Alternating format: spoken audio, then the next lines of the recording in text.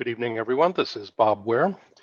We are at day 9 of the Sandhill Artists Collective virtual holiday gallery tours.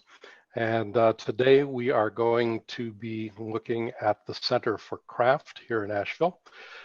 So let me now turn this over to Louise Glickman. Louise. Hi, I am so glad to have you here. It's the beginning of a new week, and it is the last week for the virtual gallery holiday tours that Sandhill Artists Collective has hosted. We have run miles since Bob and I started this on December 2nd. And many of you have traveled this great adventure with us. Each day we've learned a little bit more. We are happy to say that the audience has grown. The interest has been phenomenal. I don't think anybody's gotten bored, at least I haven't heard that, because every program is different, every gallery is different, and we will be following up with you in a day or so after I have time to sleep a little bit with an evaluation and all the things that we will use to consider whether or not to do this again. So Bob and I really want to thank you. Many of you know that the Center for Craft is, I hate to play favorites, but it is a favorite of mine, and Stephanie Moore is our neighbor right here in Biltmore Lake. And I have been involved with them for many, many years. So I think you will enjoy seeing the incredible renovation that they have done, meeting Marilyn, who is the curator, and learning that this is in fact a national organization that has brought great prominence in craft and also to Asheville. So without further ado, Stephanie, it's all yours.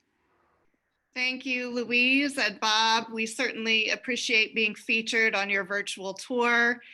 What we have found is these community grassroots organizations like the Sandhill Artists Collective are so critical right now to connect us with one another and to support the artists and the creatives in our community. So thank you for what you are doing.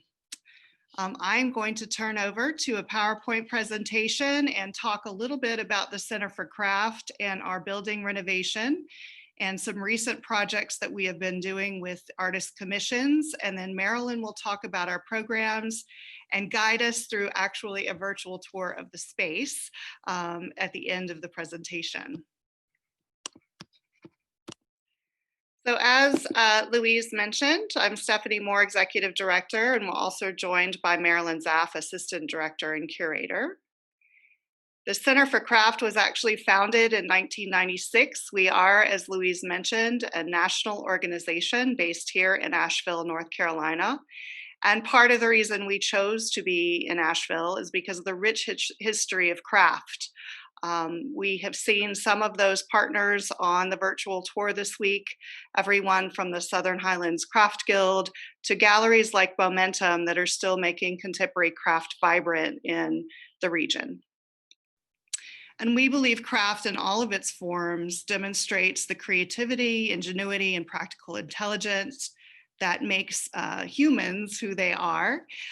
We also, for a very long time, were the first to convene the field of craft and to think about what the field of craft is and where it moves forward. For many years, craft didn't have a history. And so we were the first to write the first history of studio craft and author that and encourage research both through funding activities and convening scholars to think about the history and where it could go from today. The two focus areas of the Center for Craft are national field building and local creative placekeeping. We purchased a building in downtown Asheville in 2013 and have been working with the local creative community to think about what a facility of this size can do, not just in service to the center's mission, but to bring together both creatives and organizations in the same space. In addition to the facility, we're actively building a future for this field of craft by fostering new ideas. We fund emerging makers, curators, and scholars. We are writing the history of craft. We have a space for public engagement, and we do collaborate across disciplines. So let's talk a little bit about the place. In 2017, we launched Building a Future for Craft, which is a campaign to fortify our public programming and expand space so that we could do that programming in a more robust way. We have a 1912 facility and it needed a lot of care. And then we also endowed one of our most longstanding programs, the Wingate Lamar Fellowship, which funds undergraduate students in craft. We had an 8-month renovation and in 2019 opened our doors to about 750 people. Of course, slowly at the beginning of 2020, we realized the pandemic hit, but we are still in the process of redeveloping the facility. This is our property development plan. As I mentioned, phase 1 of the Craft Innovation Hub was the reopening in November. We also have a basement that we are hoping to bring makers into called the Craft Makerspace, and a parking deck next to our garage where there's the possibility of a new building construction. For those of you who are on the call that are out of the area, this is a image of our building to include an installation, a public art installation on the left called Liminal, which I will talk about in a moment. And also along the lines of the facility and using our facility and service to the community, we engaged in a Broadway Cultural Gateway planning project with the University of North Carolina and the Asheville Design Center. You'll see here, this is a major gateway, this image on the screen to downtown Asheville that has a lot to be desired. But using our building to think about what it would be to revitalize this part of downtown and invite other businesses like Momentum, the Moog Museum, and others that have been on this call to consider this the gateway to the cultural sector. This is a part of downtown that was certainly neglected for many years. In fact, when we bought the building in 2013, it looked a lot like the image on the upper right corner. And most of the buildings in this part of down were boarded up. A lot has changed since then. And here are some photographs of the community meetings and the creative intervention event, which everything from prototyping, happening in the basement to what the back alleys would look like and community feedback in terms of where we needed to spend resources, time, and attention. In creating a gateway into downtown, there are about 17,500 cars that travel through this intersection each day. And you can see the facility right there in the middle of the Broadway, which is the corridor that we are talking about. One of the things that people were saying that we should do is create public art. And so we have been engaging in that for the last 2 years. Co-work is what we designed upstairs in the second floor space. And we have both creatives as well as people in service to the creative industry renting a desk and spending time. We also convene people when we're not under the pandemic for special events. And all of that revenue goes into supporting the Center for Craft. These are some of the spaces upstairs, very thoughtfully designed, not just with makers, but with Samsel Architects and Shelter Collective, which you'll hear a little bit more about from Marilyn. And then this is the shared co-working space. And I'm going to go into a video that will explain a little bit more about the creatives we brought in.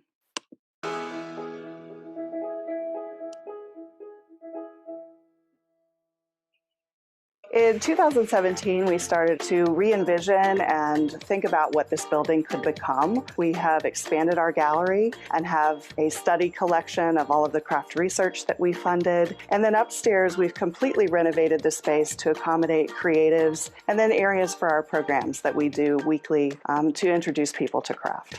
The center is just really leading the way in terms of cementing Asheville as a hub for this kind of activity. Watching the center move to Asheville and watch them dream a dream and start to make it happen and make it a home for the crafts, and to be a part of something like that is really exciting. One of the most exciting things for me is that we are commissioning artists from the region to actually have mission moments throughout the building. My father, Harvey Littleton, grew up around glass in Corning, New York. He wanted to get glass into the hands of the artist craftsmen and was the first person to teach glass at the university art department level. And he's considered the founder of the studio glass movement. Stephanie came to me and asked me if it would be possible to include some of the prints that were in Harvey's studio, and we started talking about the possibility of actually including the plates that were used so we could actually tell the story about the process of making. We were also looking for what to do with all of the plates. Dad wanted them to be used as a teaching tool for the process, so we were looking for ways to use those plates. And this will give us that opportunity in a place that's promoting innovation, promoting collaboration, and bringing people together in a meeting space where they can be inspired by not only the dialogues and discussions that will go on there, but also the artwork that will surround them. The Center for Craft, they brought me on to provide a custom desk to go in their co-working space. We walked through the space, and that gave me a lot of inspiration, you know, looking at the old masonry work, the beam work. That lent a lot towards the design. You know, the piece, as I said, will have a lot of undulating movements within it that kind of show how the building has transitioned over the years. You know, I started just sort of sitting down and sort of sketching to see what looked good within the confines of the space and what I felt tied into the story of the space, as well as kind of interlocking with the story of the Center for Craft. The center contacted me. They'd seen some sculptural tile installations that I'd done in the past, and they asked me to consider doing something on the exterior of the renovated building. This is the wall that we're going to cover with about 1,600 tiles. This little grouping, which is a mock-up to do an engineering test to make sure that the adhesion is going to be adequate. This includes 6 of the 7 shapes that are going to be in the final installation. Obviously just one color, and we do eventually have 5 colors. It moves from one side of the building to the other, and so you're going to get moments where you see one of these stars resolve, and then you're going to think you understand that what this installation is an assortment of stars. And then you're going to look over a little bit more, and you're going to see some other shape which really grabs your attention. And I think that that's a really active way of viewing art, and it's a really rewarding way. So I'm hoping that that's something that will happen for passersby and for people that are going to stop and enjoy it. So that gives you a sense of some of the artists that we worked with. I'm going to just share. Go back to the PowerPoint. This is a picture of Ian Henderson's liminal installation with all of the tiles installed. It is, if you are in the downtown area, one of the best spots to take a selfie. Lots of people out in front on a daily basis. And it is illuminated at night. So if you are downtown, I would encourage you to see it. We are on a campaign.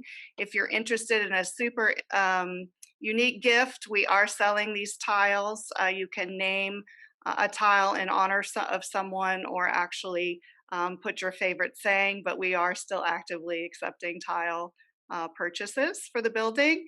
And then I want Marilyn to talk a little bit, first time hot off the press, about a project we've been doing with the Cherokee.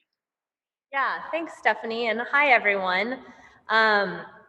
I'm going to talk a little bit about a new public art project that we are just starting to publicly talk about. We've been working on this for over 2 years with members of the Eastern Band of the Cherokee Indians. And Stephanie mentioned the Broadway Cultural Gateway Project, which had identified more public art as a key outcome and feature that was desired by our community for this part of downtown, as well as additional pedestrian access and amenities. And so that started us thinking about a parklet, which are these little tiny pop-up parks in the parking spaces outside of the Center for Craft.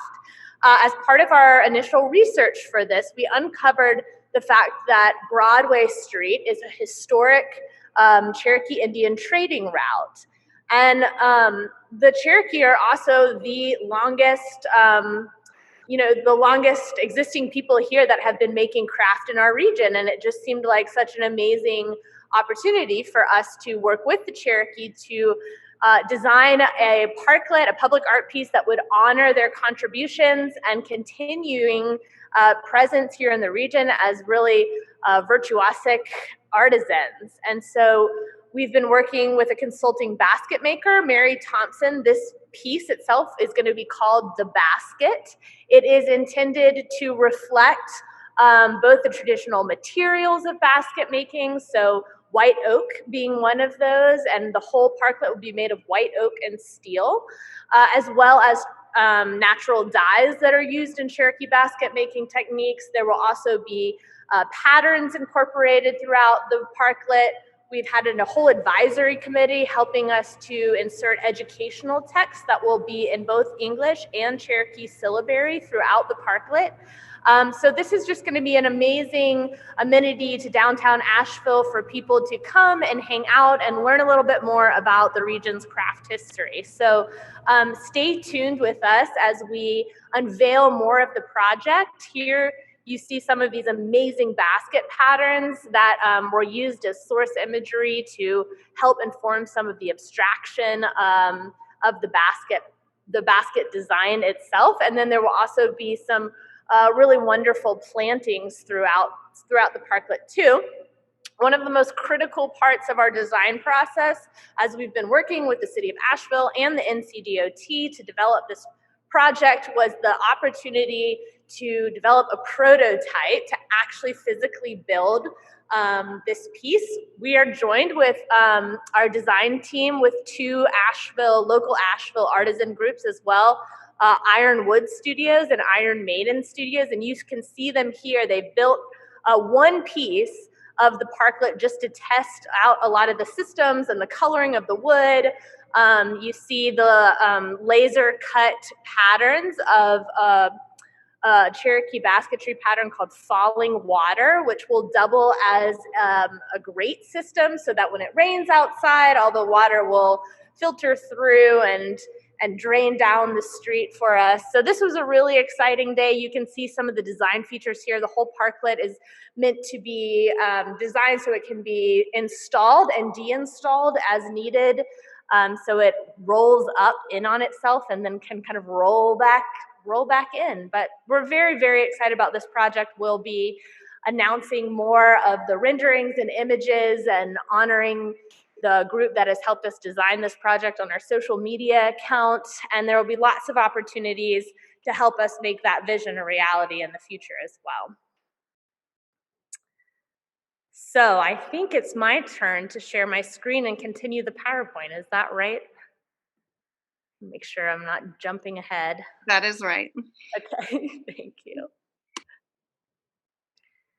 So that sort of portion ends our discussion of the building renovation and what is physically happening here in Asheville. But the building is also the home to our offices where our staff members work with our constituents across the country to help develop and advance the people and the field of craft. So I am going to talk a little bit about some of the programs and the people that we get to work with across the United States. We have a really robust national grant making program. We are one of the only organizations that provides scholarships and funding for emerging artists craft curators and scholars. So just last year, we awarded over $373,000 to the field of craft, touching 34 individuals and 8 organizations' lives. As you may be aware, we are still in the midst of a pandemic, and that had really important and lasting impacts on the craft field. And we jumped into action to see and listen to our constituents about how they were being impacted by the pandemic, and finding a way for us to reuse our resources and the kind of skills and things that we know how to do to help support the field. And so with that, we developed the Craft Futures Fund. It was launched in May and ran through October. And the Craft Futures Fund was really designed to give seed funding to organizations and individual artists who are collectively and grassroots organizing to meet needs within their communities. So we gave out $5,000 grants to craft education projects that were seeding resilience in the field, because we really knew and understood that this was going to be a long-term battle that we have to fight here. And so projects that were going to help on the ground level could help prepare us for the future ahead and rebuilding during the pandemic, and also giving people something to latch onto post-pandemic. So we gave out we actually gave out over $180,000 awards to over 36 recipients. These numbers are just for FY20, so that's why they look a little bit lower than what we actually gave out this past year. But we're very excited for a lot of the projects that were funded through this. This photo in particular is from the Minge International Museum, which made craft kits for Tier 1 school systems throughout Los Angeles County. One of our signature grant-making programs, and one that I look forward to every year, is the Wingate Lamar Fellowship Program. This program supports emerging craft artists who are just graduating from their college programs and going out into the world, and it gives $15,000 awards to 10 artists each year to help launch their careers. This is a moment when students are, they've been in their craft programs, they've had teachers and support networks and peer systems to help them out, and they're just envisioning what they want their future career to be. And we feel like this is the most critical time to put cash in the pockets of these artists to help them build their studios, make new connections, and build their networks beyond the classroom. We are now in the 15th year of this award program, which is very exciting, to have over 150 artists as a part of this grant-making program. And when you come to visit the center, you can actually see a map of the United States and where all of our awardees are across the United States. It's very cool. We're also a big funder of craft research. We have 2 grant-making programs, the Craft Research Fund and the Materials-Based Research Grant, designed to assist with research efforts and kind of reclaiming and rewriting the history of craft and envisioning how its future will look. And then finally here we have in the gallery, I'm bringing us back to the center because I'm actually sitting in the expanded galleries as part of our renovation at the Center for Craft. We have 2 galleries, the Bressler Family Gallery, which is right behind me, and the John Cram Partner Gallery, which is to my left. And we'll visit there in just a moment. And I hope that you all will come and visit us if you're close by, or maybe join one of our virtual tours in the future, where we'll have one of the curators of the actual exhibitions walk you through in depth in the tour. I am only going to have just a little bit of time today, so I'm going to choose some of my favorite pieces in the exhibitions and talk to you about them.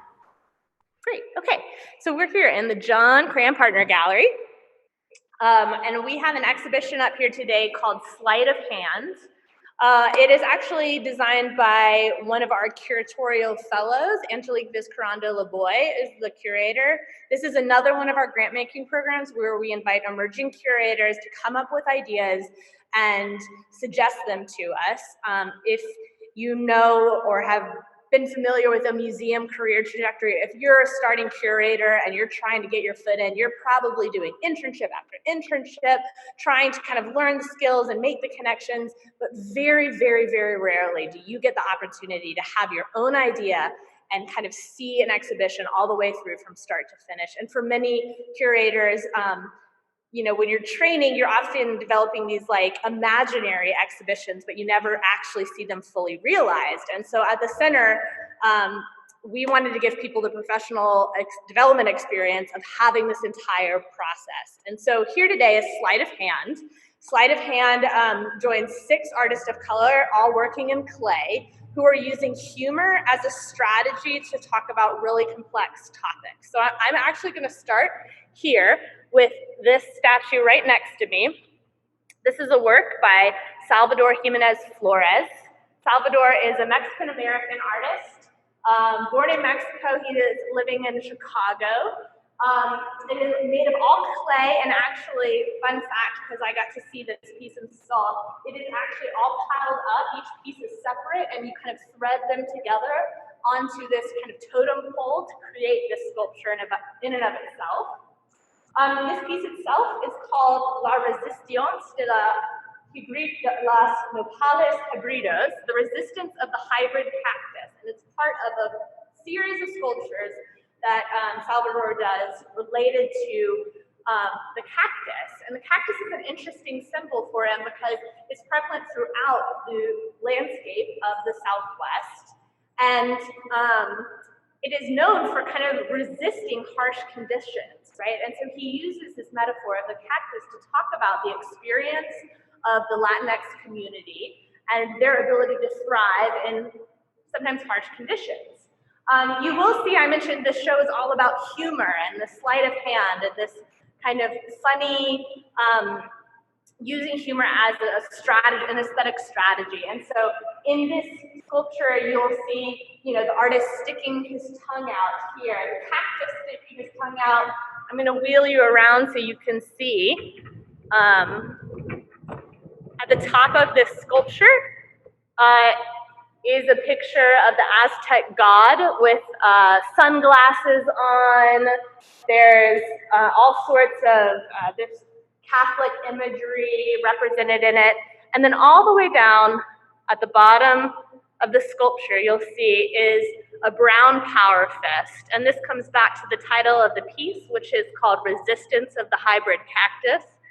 Salvador is very interested in the kind of persistence and prevalence of the representation of Black and brown people in the canon of art history. And so his work is about kind of reinserting the presence of Black and brown people within the art historical canon moving forward. Now, I do want to point out that many of these portraits are actually self-portraits of the artist, and some of you who may be craft aficionados may recognize this gesture of portraying a self-portrait, sticking your tongue out. I'm actually going to share my screen one more time to show you. See if hopefully you can see that. These are 2 works. This is Salvador's work on the left, and then this is a Bob Arneson piece on the right called A Hollow Gesture, which is also a self-portrait of the artist sticking his tongue out. You'll notice the difference in dates. So Arneson is part of a historical ceramic movement called funk ceramics, which was known for using kind of irreverent gestures and humor as well as part of a kind of critique of the art system and hierarchies within the art system. Now, this kind of relationship is intentional. Salvador is actually literally referencing this piece, positioning himself within the trajectory of art history, but also bringing this new interesting piece, which was also a really interesting source material for the curator into the conversation of the show. So funk ceramics was actually one of the inspirations for this show. And I'm gonna walk you over here on our way to our next piece and just point out that the curator felt like the funk ceramic movement was so important to the show. She actually stationed an entire research and learning center in the show. So we have books and information about that movement. All of the artists in this show are seen to be using kind of techniques that were developed during that artistic period, but moving them forward. So whereas the Bay Area funk artists were using humor to critique the art system, these artists use them and employ this strategy to talk about much bigger, grittier, a little bit more difficult subject material, things like immigration and racism within their practice. So our next work, kind of a transition piece here, because it also directly references one of an artist who was prevalent in the 1950s funk ceramics movement. This is a work by Natalia Arbales, and it is a ceramic piece combining earthenware with mayolica. The piece itself is called Warashina, and this is meant to be Warashina portrayed on top of a car, also known as a kiln car. And the artist herself her practice consists of kind of combing through the history of art and kind of finding the figures that were maybe left behind or left out and then pulling them forward and celebrating them. So Patty Warashina was an amazing artist, but one of the only female artists at this time working this way. And I'm going to show you Patty Warashina's piece that this piece is inspired by. Hopefully you can see this is the original car kiln work done by Patty Warashina. And car kilns are the name of the ceramic kilns used in universities. They're so large that you could potentially wheel a car into it, so it goes. But actually, during the time when Patty was studying ceramics, she was never allowed to load or unload the car kiln because she was a girl. That was like considered a guys' club kind of thing. And so here, many years later, we have Natalia celebrating Patty Warashina on top of a car kiln, kind of just showing the fact that she achieved all this success despite some of the injustices against her or the kind of the things that she had to overcome in her career to be successful. So this is an amazing work that also helps us connect the kind of funk ceramics movement to artists working in ceramics today. All right, I'm gonna wheel you back around to our next and last work in sleight of hand.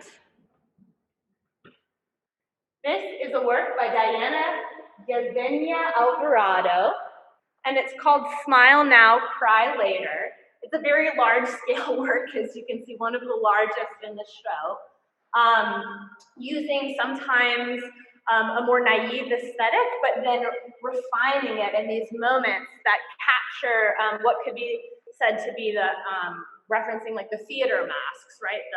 The smiling face and the frowning face. And so for me, this is one of my favorite pieces in the show because I think it encapsulates a lot of what the artists here are talking about. There's a lot that they, as Black and Brown artists, kind of injustices that they experience and are making work about and addressing through their work.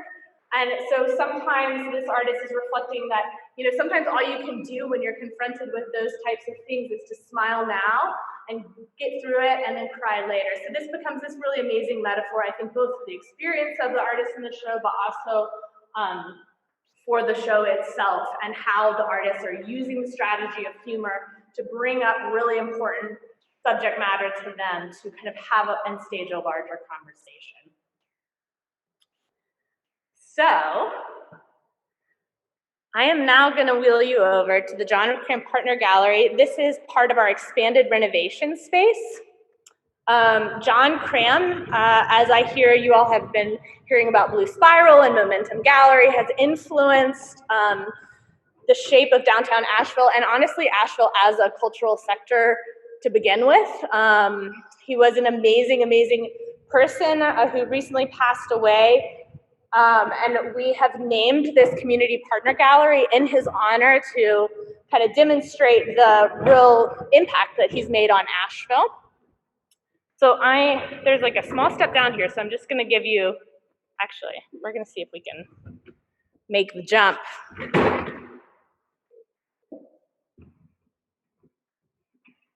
Almost there. Okay, that wasn't too bad. So now we're in the John Cram Partner Gallery. And I'll give you just a little glance around. The Center for Craft has developed partnerships with the University of North Carolina, Asheville and Warren Wilson College. Both of them work with students and faculty to create exhibitions that put the national craft landscape in the context of Western North Carolina and our craft community here. So this show, Interweaving, which was designed by UNC Asheville faculty Susan Reeser, is actually a collaboration between UNC Asheville and the University of Texas A&M, because Texas A&M University. So two classes actually partnered to create the works in the show. It's a combination of faculty and student works. All of them address some of the 4 key curricular focuses that UNC Asheville had. So that would be COVID, racism, and the 2020 election. So students were welcome to ask or to pick different data sets. Now you may have heard of something called data materialization or data visualization, right? This is something we're all familiar with now because we look at maps of the United States to see where there are COVID hotspots. We look at graphs to see, how fast things are spreading. That's all data visualization. This exhibition is about data materialization. And so students took sets of data and figured out ways to combine it with hand-making processes as well as technology like CNC routing, laser cutting, water jet printing to create works of art that address some of these key themes. Instead of hearing me talk about them, though, we're going to do one better because I have some recordings of the students talking about their work, and they're going to introduce you to it themselves. The name of this piece is Instability. This piece represents the instability of the economic distribution between races in the U.S. 5 pieces of wood were glued together, and then we used a water jet to cut 2 sides of the piece. We then proceeded to flip the piece 90 degrees and cut the other 2 sides of the piece, which left us with this. Then we put 2 coats of mineral oil on it to give it that dark color that you can see on it now. For the data of this project, we used resources compiled by the Federal Reserve, Pew Social Trends, and Zillow to get these 4 data sets you see around the side. One side represents the median family net worth with the, if it had been flat, that would represent $200,000 per family per year, and each cutout cuts out a little bit less. And the range that cut out is based on how much less. Then the amount spent on housing and the percentage of income spent on housing, just to show that it looks similar in one way with the percentage that everyone spends on housing. The actual amount spent is a little bit different. And then we also have the job loss reported due to COVID-19 on pay cuts taken, which is also pretty heavily distributed in a way that is disadvantageous to minorities. It's organized with, and from top to bottom, by white, Hispanic, and Black, because that's what these used to come across data sets were. And we wanted to put the heaviest spot on top to represent the instability. Great. And then you'll see here that if you look at my screen, I've kind of wheeled you over to the corner where this piece is. All of these student works were actually designed by engineering students and art students. It was an interdisciplinary class designed by Susan Reeser and Courtney Starrett, who are actually also, Susan is a computer programmer and Courtney is a metalsmith, very well known in the craft field nationally. And so they based this class off of their practice because they are actually collaborators in real life as well. And they also have work in this show. And so I'm going to jump forward in this video so that you can hear a little bit more about the work that they have. Cover on Sunday is an installation of functional doilies inspired by post-war consumer culture. The concept for this piece came out of a National Science Foundation funded workshop hosted by the College of Charleston, Wake Forest University, and UNC Asheville called Computing in the Arts. This installation is an updated version of the very first project Susan Reeser and Courtney Sterritt created together. The designs are created by importing source data tables into a computer script written by Susan to produce a radial drawing of data figures. These patterns are further transformed into drawings to be fabricated by way of laser cutting, in this case, natural wool felt. The theme of the data for these doily patterns covers gender gaps and diversity representation, both historically and today, in the fields of science, technology, engineering, and mathematics, or the STEM fields, academia, specifically the University of North Carolina at Asheville and Texas A&M University, worldwide political leadership, law, medicine, intellectual property ownership in the form of patents. For more information on the data that informed the drawings, visit cleveronssunday2020.wordpress.com. Great. So that gives you a little introduction into the two exhibitions that we have up now at the Center for Craft. We're very excited. We'll be changing both of these exhibitions out in the new year in January. So stay tuned for some new stuff. But in the meantime, if you need to see more and dig into all of these pieces, you can actually reserve a time slot in advance to come and visit the Center for Craft, or stop by and we'll register you on the spot. We are limiting occupancy, so it's very safe to come and visit the center at this time. Or as I said, join one of our virtual tours and you can check out our events page coming up for that. So I think that ends my section of the tour. See, right on time. So I think there's a Q&A section. There's Louise. Hi. Hi. That was really wonderful. Boy, you all covered so much, and it's really incredibly exciting. I've learned so much, and I thought I knew everything about the Center for Craft.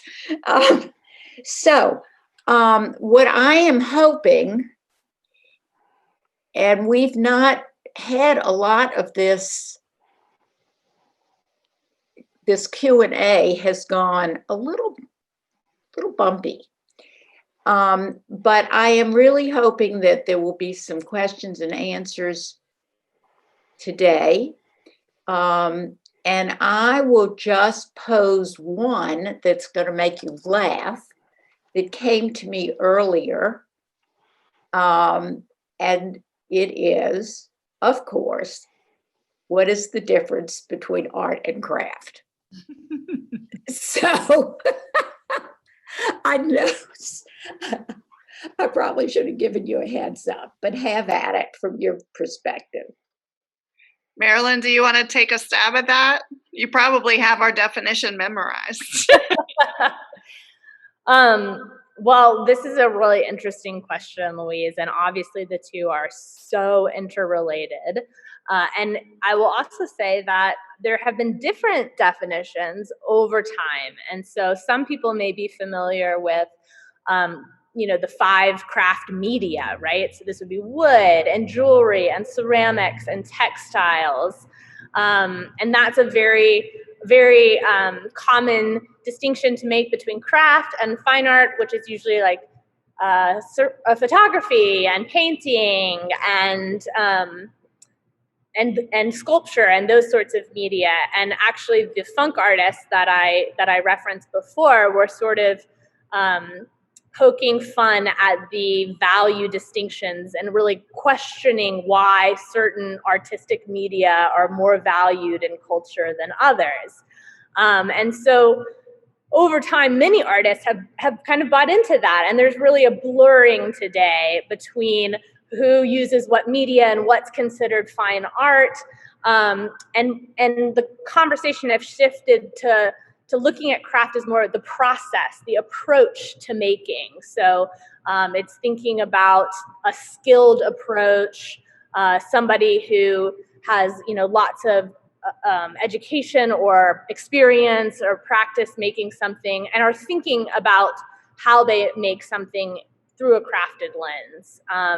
So yes, we sort of define craft as any particular combination of skills, materials, and process into making an object. Do you feel, Sarah, that 2D versus 3D, or a variety of processes and mediums, enter into this discussion?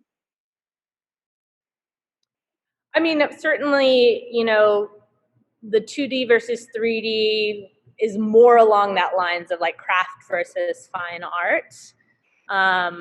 But as I say today, many artists are blurring the lens. There are people that are considered contemporary artists who only work in clay, and there are craft artists who work in many media today. And so I think artists themselves, as a curator, I always say follow the artists. You know, what are they doing? What are they thinking about? How are they approaching this? You know, that's going to be the most interesting thing for us to watch and then try and understand. And so today, as I said, you know, there's lots of blurring and crossing of lines and divisions. So that's why we actually in this sleight of hand show, I don't know if you saw it, but we actually have a painting of a ceramic vase in the show. So, you know. That's great. That's a good way to walk a line, a thin line. The artist Billy Al Bankston once said to me that the job of the artist was to make people see the world differently. And I would say that for much of my life, I tended to regard craft to art as comfort food is to cuisine. But I think that when you start to pursue your materials, your techniques and whatnot relentlessly here, you probably cross some stage at which at which the work transcends its medium and its techniques, and I see that happening here. I love that. That's really, that is great insight from a very fine photographer. Very, very modest, but he's just come out with another book, and his photography is remarkable. And speaking of books, I wanted to mention, and Stephanie, this is probably for you.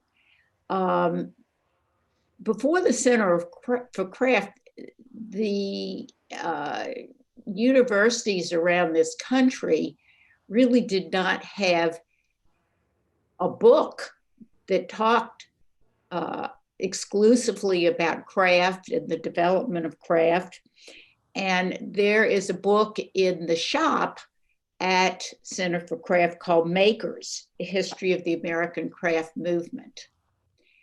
And it is one of my very favorite books. It is kind of a coffee table tome, but it's something that I find myself sitting next to the fireplace and going through it page by page to try to really get a grasp of the entire movement and where it's come from and where it's going. More than that is the importance of bringing all of these educational institutions together. And of course, the culmination of that has been these wonderful Wingate grants, which, by the way, they're $15,000 each. They're highly competitive, and they are an investment in trained artisans coming out of college. So, Stephanie, can you kind of speak to this a minute, and why the national significance of craft, well, the international significance of craft, and how it dovetails with American educational institutions? Sure. And, you know, I think the center was uniquely positioned in that we were born out of the University of North Carolina system as a public service center, and are now completely independent. But where we started was very steeped in higher education. Imagine that you're an art student, you might be a potter or a jeweler, and you go into your art history class, and the only thing you learn about is sculpture and painting. And so that was the traditional art history course for many years. And the center took on the very onerous task of writing the first history of contemporary studio craft in the country, which Marilyn was showing is not only part of our Craft Research Fund study collection for people to come in and peruse when they're in our space, but also something that we continue to sell. It is in its limited edition. I think that there are only probably 200 copies left. So, but it was very significant, I think, that the center took this on.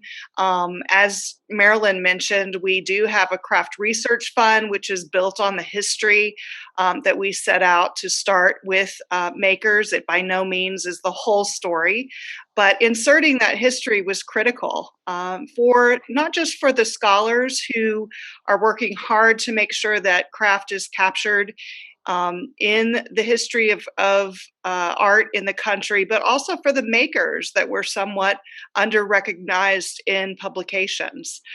So yes, it was a first step, and now if you come visit the Craft Study Collection, you can see all of the research that has stemmed from that book and from our funding across the many, I guess it's been almost 13 years we funded scholarship. That's such an important book. I'm going to spotlight Marilyn for a moment so that she can hold that up and give us a sense of that tome. Flip through it for a moment. Yeah, let's see. It goes by decade, so it's digestible and 10-year scope. Cool. Thank you. Guess what? I'm so excited. My friend Jane Emke in Louisville asked a question. Yay! Hey, Jane. Hey, Jane.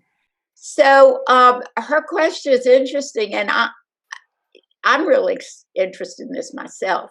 She said, are descendants of the Native American people who created the original baskets in North Carolina involved? And by that, I mean in your parklet and involved also with the center. That's an awesome question, Jane, and I really appreciate you asking that. Stephanie, do you mind if I jump in here? No, please do.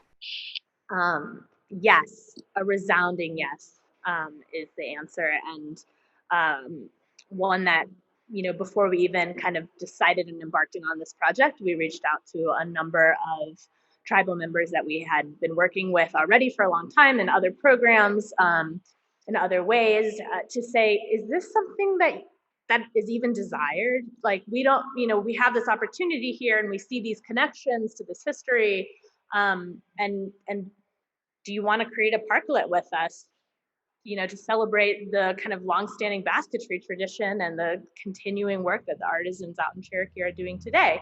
And there was a strong yes to that. And so through the process, we have had a consulting artist, a basket maker, Mary Thompson, who is a third generation basket maker out in Cherokee, and she has worked with us throughout the entire project on the designs. She's done a workshop for the other artisans and designers to understand the history and process of making baskets. We have worked with the Koala Arts and Crafts Cooperative, which is probably one of the most important associations for Cherokee artisans and the Eastern Band of Cherokee today. And we did community listening sessions with them. And we've also received funding from the Cherokee Preservation Foundation to create a planning and advisory group made up of enrolled members of the Eastern Band of Cherokee Indians to help us guide the educational and interpretive aspects of the parklet, so that anything that's being written about the Cherokee people was actually written by the Cherokee people. And they are the ones doing the translations through their speakers council, and really driving what messages they want to put out there and how they want to be kind of recognized in downtown Asheville. And so I hope that answered your question a little bit. We've also reached out to community members here in downtown Asheville, neighbors and members of the Broadway Cultural Gateway planning activities. So I mentioned this project has been 2 years in the making, and that's why, because we really wanted to approach this with sincerity and get as many people involved in the process, and to know that this was a project that folks in the Eastern Band of Cherokee wanted to see happen. And so I'm very happy to get the opportunity to go into that in depth. Thank you. So that is really very exciting. Daryl and I just came back from doing some hiking near Cherokee, and I hadn't been there in a while, but it is remarkable really what's going on. And some of you may know that the casinos are the income resource in that area, and they're very careful how they spend their money. So this is really a coup for the Center for Craft. I'd also suggest that if any of you all have been inspired by these gallery programs in this series, to come back and visit us post-COVID, that you also add to your trip a little time to go to the Cherokee Museum, which is a delight and beautifully done, and it's only about an hour from here. So, so that is that my one and only question? Well, I'm glad to have gotten one. So before we close, the last thing I'm going to do is turn it back to Bob. But Stephanie, would you like to add anything here? I don't think so. I would just echo your sentiment. I mean, we are about advancing the understanding of craft, so it's a little hard to do by Zoom. So if you are local, please schedule a tour, or if you are from out of town, please come to Asheville. There's so much to see and hear. Plus our good friend Louise and Bob are here. So thank you so much. And I want to let you all know that Stephanie comes for coffee fairly regularly at my house. And I lassoed her early on into our initial committee to create what was Biltmore Lake Artists and then morphed into Sandhill Artists Collective. So she has been helping us from the get-go, and her wisdom and her humor, she's got a contagious laugh, has been so enjoyable. Stephanie and I traveled together down to New Orleans a few years ago to try to forge a relationship, particularly with the Yaya artists, and also to try to get New Orleanians who vacationed in the Cashiers Highlands area to come down to Asheville to visit the Center for Craft and to see the Chihuly exhibition at the Biltmore Estate.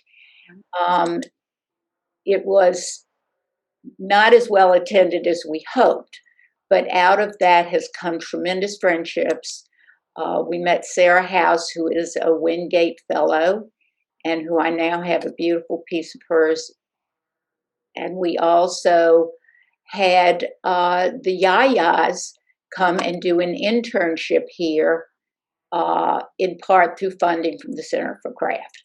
So those national connections continue. There's also a Wingate Fellow that I am aware of from Louisville, but I can't remember that person's name. So we might go back and look at that.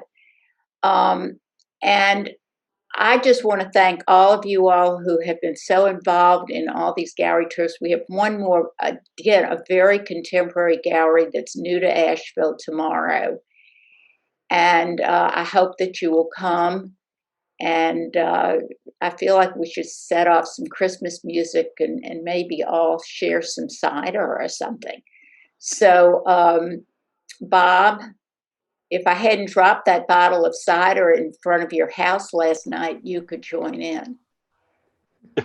Well, even true. It's a true story, folks. It is. Yes, unfortunately, she was bringing me a lovely little basket of thanks and tripped on the top step last night on a windy night, and the bottle didn't survive. To my regret, I really love cider. Listen, thank you both very much, Marilyn and Stephanie. That was really an excellent presentation. The center is a great addition to the downtown scene on Broadway there, so it's wonderful. Thank you all for joining us. Tomorrow we will be at we'll be at Tracy Morgan Gallery tomorrow, and that will be number 10 out of 10. So that's a big day for us. So thank you all very much, and look for an email that's got some links from today's presentation. You should be getting that tomorrow, and I will see you tomorrow evening at 5. Thanks. Bye, everybody.